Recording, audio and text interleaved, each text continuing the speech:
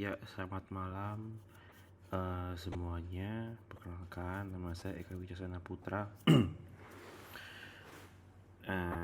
dari kelas MIML Engineering batch 15 untuk skill up leader class di Pacman AI.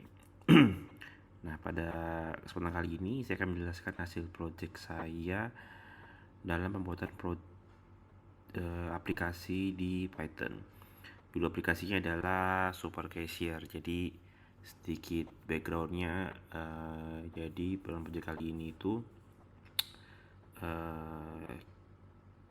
kami diberikan sebuah background story di mana ada sebuah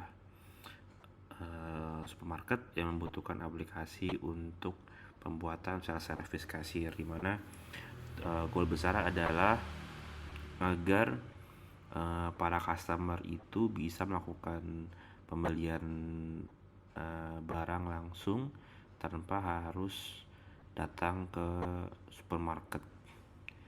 Nah, dari situ ada beberapa objektif yang harus dipenuhi, dan dari objektif tersebut kami diminta untuk membuat programnya. Sekarang saya akan menjelaskan mengenai codingan yang sederhana untuk aplikasi yang yang akan nanti diimplementasikan ke supermarket tersebut. Jadi di sini itu pertama kita membuat class transaction dulu. Tujuannya adalah untuk supaya kita bisa merekod dictionary dari transaksi yang akan diinput oleh si customer. Jadi kita define dulu class objeknya dengan menggunakan transaction. Kemudian kita definisikan dictionary transaksinya dengan menggunakan self.list_item. Kemudian setelah itu kita berikan fitur add item, di mana fungsi ini bertujuan untuk supaya customer bisa menambahkan item ke dictionary yang sudah kita siapkan. Di mana dictionary tersebut itu berisikan nama item, jumlah item, dan harga per itemnya.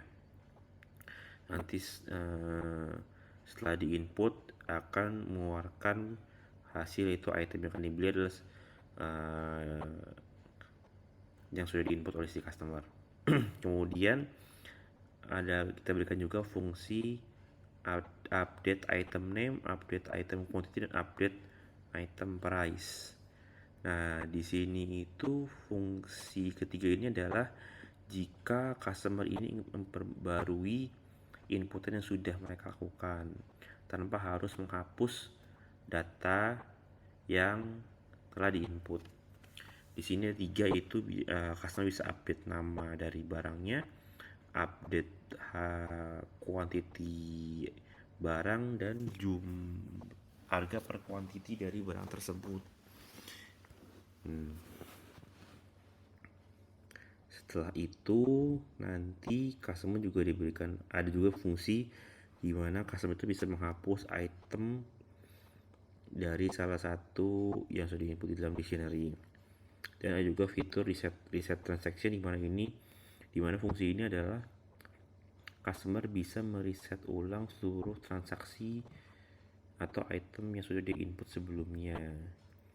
In case kalau misalnya customer ini itu ingin menginput ulang atau tidak jadi melakukan transaksi. Setelah itu nanti ada fitur print item, di mana nanti ketika fungsi digunakan, dia itu akan menampilkan seluruh item di dictionary transaksi yang sudah di input oleh customer, dengan tujuan untuk melakukan pengecekan ulang apakah seluruh inputannya sudah sesuai atau belum. Dan kemudian ada fitur yang terakhir, total price, di mana fitur ini tuh berfungsi untuk melakukan perhitungan dari seluruh item yang sudah diinput, kemudian menghitung diskon dan total keseluruhan dari belanja. Nah, seperti itulah penjelasan singkat mengenai fitur-fitur yang dibuat untuk aplikasi Super Cashier. Lalu kita akan masuk ke case test. Nah, di case ini saya sudah buat sebelumnya, jadi ini hanya akan langsung memberikan presentasi singkat saja dari implementasi dari kode yang atau coding yang tadi kita buat. Jadi di step pertama itu kita perlu import dulu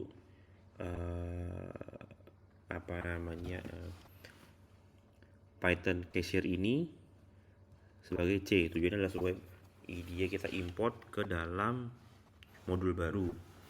Kemudian di pertama kita akan tes apakah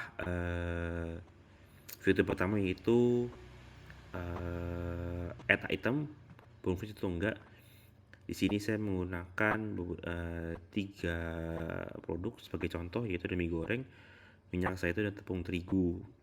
Kemudian setelah itu diikuti oleh masing-masing quantity yang akan dibeli dan harga per itemnya.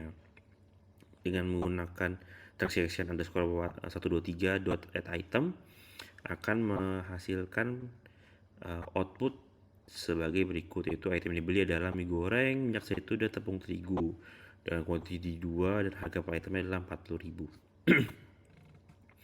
Kemudian berikutnya test case yang kedua, kita akan menguji fungsi dari update item. Di sistem bikin langsung 3 sekaligus, yaitu update item name, update item quantity, dan update item price.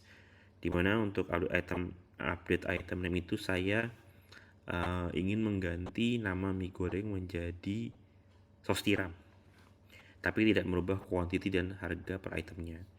Kemudian yang kedua, update item quantity, yaitu saya ingin mengubah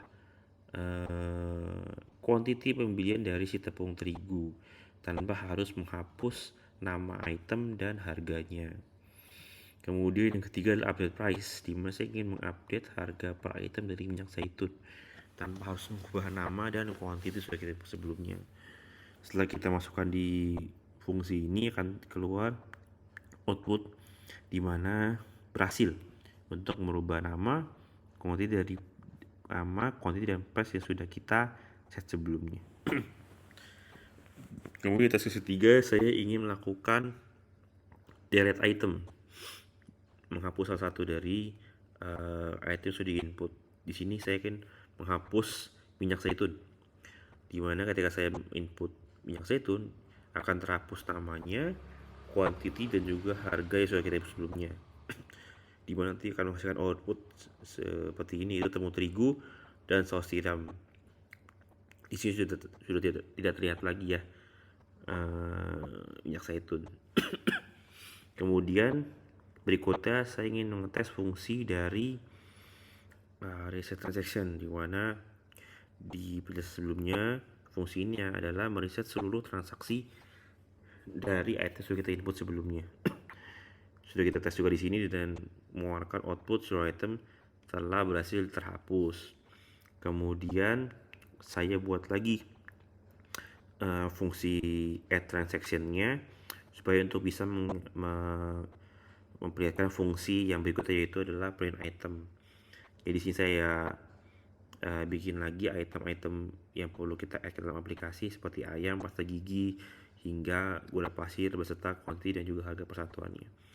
Inilah output bisa dilihat. Nah, kemudian fungsi berikutnya adalah print item, di mana print item ini tujuannya adalah memperlihatkan seluruh inputan yang sudah dilakukan oleh customer, yaitu item, jumlah item, harga per itemnya. Dimana ini adalah inputan final dan customer bisa mengecek kembali apakah semua sudah sesuai atau belum.